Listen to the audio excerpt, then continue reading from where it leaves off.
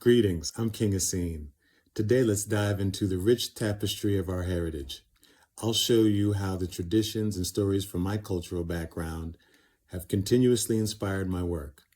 Embrace the wisdom of your past. It's the wellspring of endless inspiration for your future creations. I'd like to focus specifically on my experience with Carnival. As stated on day one, I come from a Caribbean and South American background. In 1986, our family had a family reunion on the Isle of Grenada, which is where my grandmother was born. Now, Grenada has its own carnival. It's not as large as other islands like Trinidad, but it's large nonetheless. Now, in 1986, I was 14 years old, and I was all the way into American culture. I respected my Caribbean and South American culture, but on a scale, the American culture far outweighed my Caribbean interest in culture. But you can't beat the beach and the sun and family, so I was happy to be there. But Carnival, which was the main reason that we were there, was a big part of the island. And I just remember thinking to myself, okay, I guess I can deal with this. I guess I can go.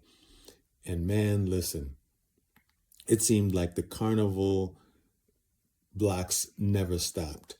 It was just people upon people upon people lined up, playing, dancing. And I was in awe, but not as enthusiastic about being a part of the carnival.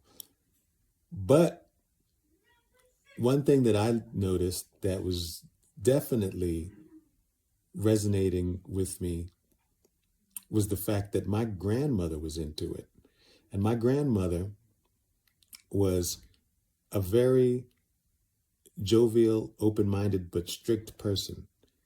And I never really had a vision of grandmother partying, but I got to see it live and in color during Grenada Carnival. And it was such an experience having all of us as a family party, because we always like to dance, and we usually dance in the American context because, we're all in America pretty much. But in Grenada, we were going to celebrate Grenada style. And I feel like I was a little embarrassed about it, just seeing my mother, my dad, my grandmother, and my cousins, who seemed to be way ahead of me in terms of knowing what was what, party together. But even though I was a little hesitant, it planted a seed. Years later, I traveled to Brazil around 2002. Now, I came the second day of Salvador Carnival. So when I arrived, we're talking about 1 million people in the street. My good brother Lamar put an acai in my hand and said, "Come on with it, let's go." And we weren't a part of the carnival that day, but I remember it being such a transformative experience, seeing 1 million people that were right in front of you, and the melange of phenotypes and colors and hair textures, and it affected me. It let me know how much more similar we are than different. A lot of the lines that have been created between us culturally are imaginary, but that's a whole other discussion. The next day, we were in Carnival. We were wearing the costumes that they call abadas, and we were with a group called Tri Bahia. And Carnival started at 11 p.m. So you needed to get your rest before you even went out in those streets. Our faces were getting painted. We were waiting together, smiling, talking. But then the music started, and feet started to stomp. The crowd started to move, and it seemed like almost like a sprint. I won't say that a shot went off, but the band started to play, and everybody went crazy. We're talking about running back and forth, dancing, hugging, smooching a little bit. It was something else. Now, this went on from 11 p.m. to 7 a.m. And when we got to the final destination, there were people swimming in the ocean. It was an incredible sight.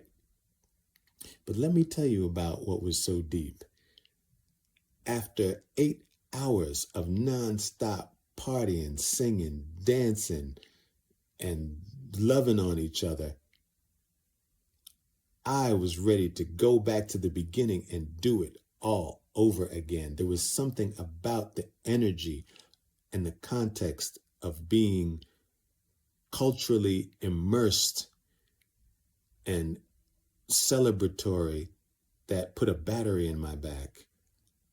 And on another level, there was something about what I knew from my past and my culture that connected right with what I was experiencing in Brazil. Because after all, I have South American roots, I have Caribbean roots, and most importantly, ancestrally, I have African roots. And the carnival celebration is all about culture and ancestry. And there's something about that energy that opened me up to wanting to be a part of, as well as promoting festival style events and raves. And there was an electronic movement happening overseas at the same time. And my mind was connecting the electronic movement with the Ashe movement, which was happening in Brazil, that also connected with the ska and punk rock frenetic movement and house music and everything. There's something within all of these facets of expression which connects with each other at its core.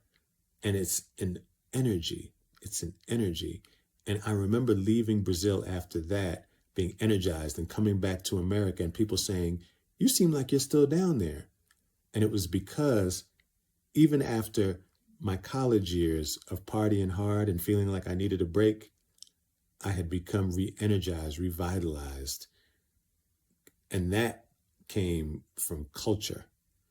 And it made me want to reconnect and reinstill and connect the different aspects of culture together to make for a more global network of not just people who wanted to party, but people who used partying and raving as a means of connecting culturally.